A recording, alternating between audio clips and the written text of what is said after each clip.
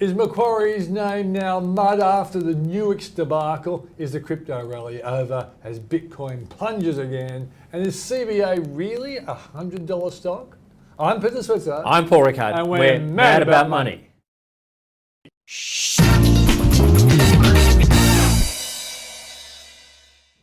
Well, Paul, Macquarie and mud, we don't often use those two words together. Yeah, they're just an alliteration, Peter. I think that's why we went for them. But look, Macquarie's suffering a lot of brand damage over the Nuix. Maybe debacle's a bit harsh, but lots of Nuix shareholders we know. I'm a Nuix shareholder. I bought in a couple of weeks ago, and they're still a bit south of where I purchased. I think the company's still got good long-term value, Peter. I think it does have a pretty unique position.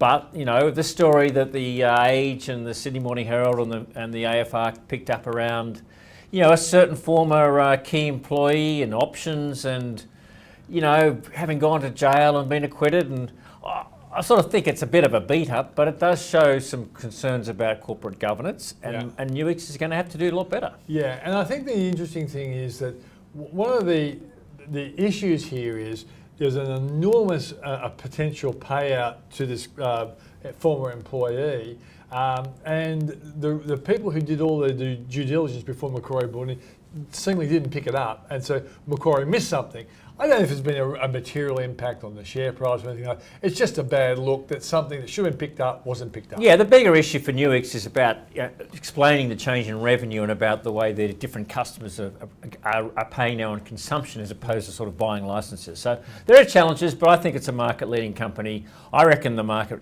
was wrong to sell it off on Monday, right to buy it up yesterday. Yeah, but you know, we've seen before, Peter. Tony Featherstone, one of our great gurus of the Switzer Report, warned us before, and he said that IPOs historically that have a fantastically successful start and then disappoint at their first opportunity, which Nuix did.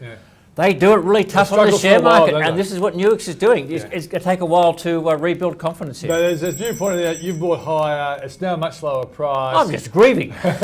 But I do think, and this is not advice to everybody, but I think Nuix is a company that will do well over time. Let's go to the next one. The crypto rally, the Bitcoin rally, is it all over, Paul? Well, I don't know, Peter. You or I don't understand crypto. No. Our key man here does, but look, we've got spruikers like our Tesla friend out there. Suddenly he's gone anti-Bitcoin because it's not green. Well, hey, wake up, guys. We knew about this decades ago. But look, maybe it's like all things, Peter. It's a bit of common sense is coming back into the market. I mean, I think cryptos are here to stay. They're not going to go away. No. That means that Bitcoin and others, whatever the dominant ones, are going to be worth something.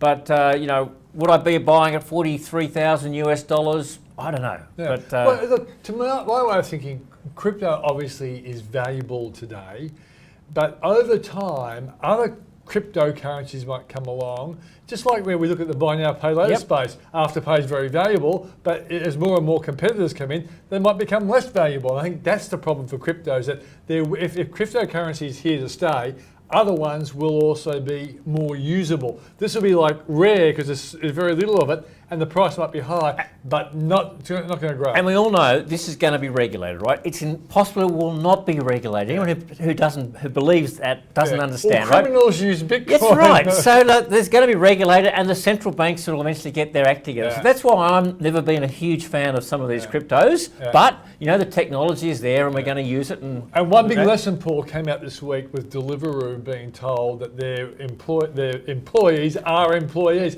These digital companies break the rules until the law eventually catches up and says, hey, we don't like what's going on, we're going to change it. Next, final one, CBA, is it really $100? Well, this is a classic sign of momentum, because CBA hasn't done anything it hasn't been doing for the last X number of years, basically just keeping on, growing its book. It's a pretty conservative run, but well-run bank in a class of its own compared to the other major banks. Suddenly, everyone wants to buy it at $100. Hey, presto, where have they been the last decade or two, right? But it's got momentum, right? That's right. It was much better to buy at 63 when I did say it could be $100. But still, the bottom line is this, Paul.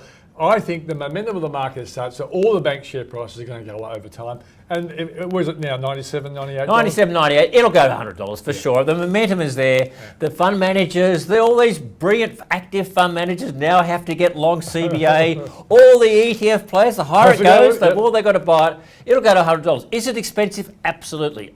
Is there better value in the other banks? Probably. But look, I think the way to play banks is a bit of CBA, and I like the best and the worst analogy. That's the best bank. The other three are about the same. The cheapest there for me at the moment is NAB. So a combination of the two. But that doesn't mean CBA won't go up. No, that's right. But the real gutsy call, Paul, is when you say, it's time to sell CBA. I'm Peter Switzer. I'm Paul Rickard, and we're mad about money.